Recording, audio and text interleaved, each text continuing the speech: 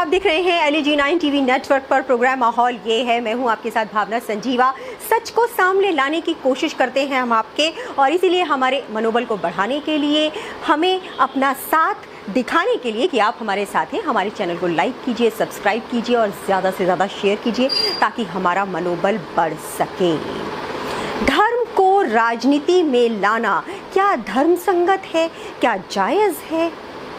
अपने पोस्टर्स में श्री राम को उंगली पकड़कर मंदिर तक ले जाते हुए दिखाना, अपने नारे में, अपने बातों में ये कहना, ये बताना कि हम राम को लाए हैं, क्या ये दिमाग का दिवालियापन नहीं है?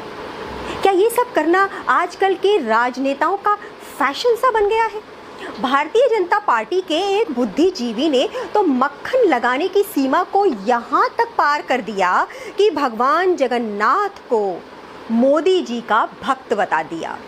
अब चाहे वो कितनी भी माफ़ी क्यों ना मांग ले, क्या भगवान जगन्नाथ के भक्त उन्हें माफ़ कर पाएंगे? मेरा एक स्टेटमेंट कंट्रोवर्शियल हुआ है। पहले तो जगह मैंने यही बताया कि माननीय प्रधानमंत्री नरेंद्र मोदी जी महाप्रभु जगन्नाथ जी के बहुत बड़े भक्त हैं। अहमदाबाद में बतौर मुख्यमंत्री और उससे पहले भी हमेशा वो अहमदाबाद के जगन्नाथ मंदिर में पूजा अर्चना उन्होंने की है।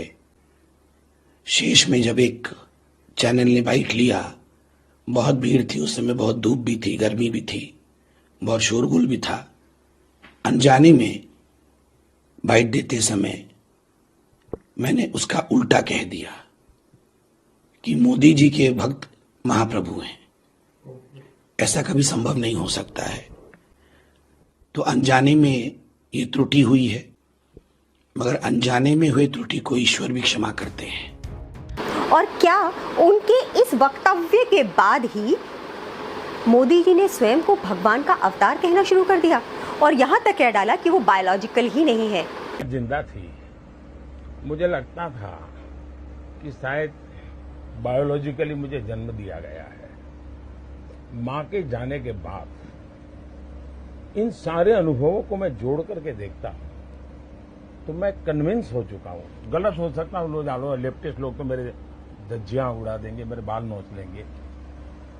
मैं कन्विंस हो चुका हूं कि परमात्मा ने मुझे भेजा है। मां की ही कोई इच्छा है,